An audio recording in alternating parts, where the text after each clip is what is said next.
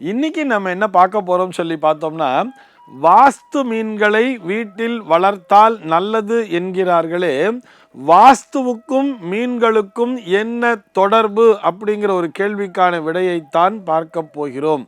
அறுதியிட்டு உறுதியாக சொல்கிறேன், வாஸ்துவிற்கும் மீன்களுக்கும் எந்த விதமான தொடர்பும் இல்லை. இதுதான் நிஜம். அதாவது நான் சொல்றது இந்திய வாஸ்து முறையின்படி, நம்முடைய இந்திய தேச வாஸ்து முறைப்படியும் நம்முடைய பாரம்பரியமான வாஸ்து முறையின்படியும் இதுபோக வேதாங்க ஜோதிடத்தின் அடிப்படையிலும் எங்குமே வாஸ்து மீன்களை பற்றிய குறிப்பே காணப்படவில்லை. ஆனால் இன்னைக்கு பார்த்தோம்னா இந்த வாஸ்து மீன்கள் அப்படின்னு சொல்லி ஏகப்பட்ட சைட்ஸ் இருக்கு. அந்த சைட்லலாம் போய் பார்த்தோம்னா நம்முடைய வேதத்தை எடுத்துக்கொண்டு இதிலேயே இப்படி சொல்லியிருக்கா, வேதாங்க ஜோதிட காலம் முதலே வாஸ்து என்பது உண்டு, அதிலே மீன் வளர்க்க சொல்லியிருக்கான்னு சொல்லி ஏகப்பட்ட கற்பனை கதைகள், கட்டுக்கதைகள் உலா வருகின்றன. இவற்றை நாம் நிச்சயமாக நம்பக்கூடாது. அதை எப்படி தெரியுமா நான் மெய்ப்பிக்கிறேன்? அதில் நீங்கள் அந்த மீன்களினுடைய பேர்லாம் பாருங்களேன். பிளாக் மூர் அப்படின்னு கொடுத்துருப்பா, கோல்டன் ஃபிஷ் அப்படின்னு கொடுத்துருப்பா, ஃப்ளவர் ஹார்ன் அப்படின்னு கொடுக்குறா, டிராகன் ஃபிஷ்ஷுங்கிறா. இந்த பெயர்கள் அனைத்தும் இந்திய பெயர்களா? அப்படியே யோசிச்சு பாருங்களேன். பிளாக் மூர் அப்படிங்கிற பெயர் போய் இந்திய பெயரா? ஒரு கோல்டன் ஃபிஷ் அப்படிங்கிறது இந்திய பெயரா? அல்லது ஃப்ளவர் ஹார்ன் ஃபிஷ் அப்படின்லாம் சொல்றாளே, இப்படி இருக்கக்கூடிய பெயர்கள் இந்திய பெயர்களே அல்ல. இது போக இந்த மீன்கள் எதுவுமே நம்முடைய பாரத தேசத்தினுடைய பாரம்பரியமான மீன் வகைகளில் வருவதே இல்லை அப்படிங்கிறதையும் நம்ம புரிஞ்சுக்கணும். புராணோக்தமாக நம்ம பார்க்கும் பொழுது அந்த தசாவதாரத்திலே மச்சாவதாரம் என்பதுதான் முதலிடத்தை பிடித்திருக்கிறது.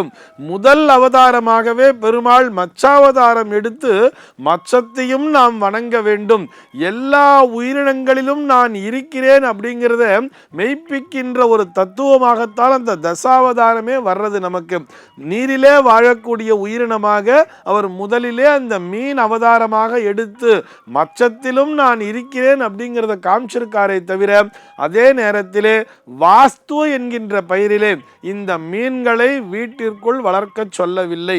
உண்மையை சொல்ல வேண்டும் என்று சொன்னால், நம்முடைய தர்ம சாஸ்திரம் என்பது வீட்டிற்குள்ளாக மனிதனை தவிர வேறு உயிரினங்களை வளர்ப்பதற்கு அனுமதிக்கவே இல்லை. அது நாயாக இருந்தாலும் சரி நம்முடைய வீட்டிற்குள்ளாக வரக்கூடாது. நாய்களும் சரி பூனைகளும் சரி அதெல்லாம் வீட்டுக்கு வெளியே தான் இருக்கணும். ஏதோ காகம் முதலான பறவைகளுக்கு கூட தினசரி அன்னம் அளிக்க வேண்டும் சொல்றா, அந்த பறவைகள் கூட வீட்டுக்கு வெளியே தான் இருக்கணுமே தவிர வீட்டிற்குள்ளாக கொண்டு வந்து வைத்து கொள்ளக்கூடாது. அதுபோல நீர்நிலைகளிலே சுதந்திரமாக இருக்க வேண்டிய இந்த மீன்களை நம் வீட்டிற்குள் கொண்டு வந்து ஒரு தொட்டிக்குள் அடைத்து வைப்பது என்பது முற்றிலும் தோஷத்தை தான் தரும். இதைத்தான் நம்முடைய தர்ம சாஸ்திரமானது வலியுறுத்தி சொல்கிறது. ஆனால் இந்த சைனீஸ் வாஸ்துங்கிறார், அது இருக்கலாம், அதற்கும் நமக்கும் சம்பந்தம் இல்லையே. அது சைனீஸ்ல அவளுடைய சிஸ்டம் படி ஏதோ வச்சுட்டு இருக்கா. அந்த மீன்களை பார்க்கும் பொழுது நமக்கே ஒரு மன சந்தோஷங்கிறது கிடைக்கிறது. அந்த மீன் ஒரு எஜமானரை மட்டும் தனியாக அடையாளம் வேற பார்த்துக்கிறது. அதெல்லாம் ரொம்ப காஸ்ட்லியான ஃபிஷ்ஷாக வச்சிருக்கா. ஒரு மீன் பார்த்தா 1.5 லட்சம் 2.5 லட்சங்கிறா. அந்த மீன் அந்த எஜமானன் பக்கத்தில் நின்னா மட்டும் அமைதியாக இருக்கு, வேற யாராவது பக்கத்தில் வந்தால் துள்ளி குதிக்கிறது. அந்த மீனுக்கு இந்த எஜமானன் அடையாளம் காண தெரிகிறது, இவரோட பேசுறது அப்படிங்கிற மாதிரி விஷயங்களை கூட நம்ம நிறைய பேர் வீட்டில் போய் பார்க்கிறோம். அப்படி இருக்கலாம், ஆனால் இதற்கும் வாஸ்துவிற்கும் எந்த விதமான சம்பந்தமே இல்லை என்பதுதான் நிஜம். அதையும் நாம் புரிந்து கொள்ள வேண்டும்.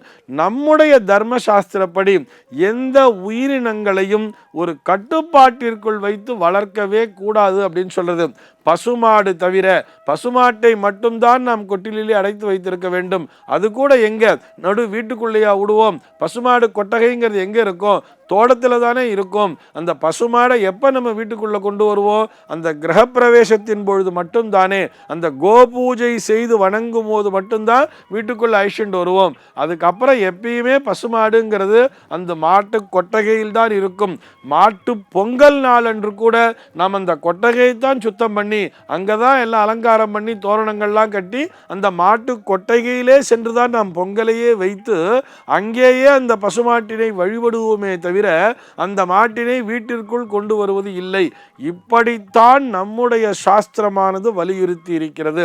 ஆக இந்திய தேசத்தினுடைய நம்முடைய பாரம்பரியமான வாஸ்து, இந்த வாஸ்து என்பது சிற்ப சாஸ்திரத்திலிருந்து வந்த ஒரு விஷயம். அந்த சிற்ப கலையிலே வந்த இந்த வாஸ்துவினுடைய அடிப்படையிலே மீன்களுக்கு அங்கே இடமே இல்லை. இது போன்ற வாஸ்து மீன்களை வளர்ப்பதால் வீட்டிலே வாஸ்து தோஷம் நீங்கிவிடும் என்று சொல்வதெல்லாம் அவர்களுடைய வியாபார யுக்தியும் அல்லது அவர்களுடைய நம்பிக்கையாக இருக்கலாம். ஆனால் இதற்கும் நம்முடைய சாஸ்திரத்திற்கும் எந்த விதமான சம்பந்தமும் இல்லை என்பதுதான் 100% உண்மை. சர்வே ஜனாஹ சுகினோ பவந்து.